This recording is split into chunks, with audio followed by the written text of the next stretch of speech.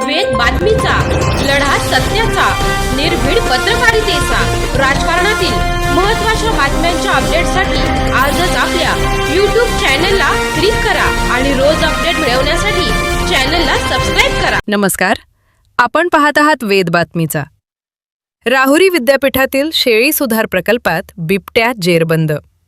राहुरी तालुक्यातील महात्मा फुले कृषी विद्यापीठ हद्दीतील शेळी सुधार प्रकल्प परिसरात वन विभागाने लावलेल्या पिंजऱ्यात आज पहाटेच्या सुमारास एक बिबट्या जेरबंद झाला. शिकारीच्या शोधात आलेला हा बिबट्या रात्री सुमारे 1 वाजण्याच्या दरम्यान पिंजऱ्यात अलगद अडकल्याची माहिती मिळाली आहे.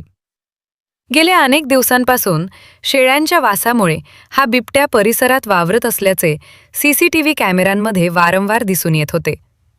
त्यानंतर वन विभागाने खबरदारीचा उपाय म्हणून पिंजरा लावला होता. अखेर त्याच पिंजऱ्यात बिबट्या जेरबंद झाला.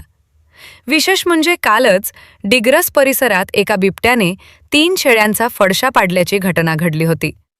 त्यानंतर आज विद्यापीठ परिसरात बिबट्या जेरबंद झाल्याने नागरिकांमध्ये भीतीचे वातावरण निर्माण झाले आहे.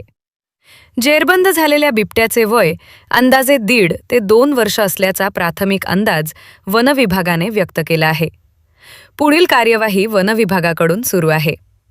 दीपक मकासरे, वेद बातमीचा, राहुरी. माझं नाव संदीप पवार. मी शेळी संशोधन प्रकल्पाला कृषी सहाय्यक म्हणून आहे.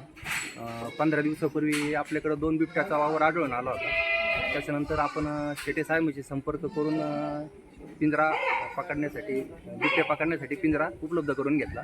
त्याच्यानंतर काल रात्री 12च्या दरम्यान बिबट्या ह्या पिंजऱ्यात जेरबंद झालेला आहे. सकाळी 5:30 वाजता वॉचमॅनचा फोन आला की रात्री पिंजऱ्यामध्ये बिबट्या सापडलेला आहे. आता सध्याला तो पिंजऱ्यामध्येच आहे.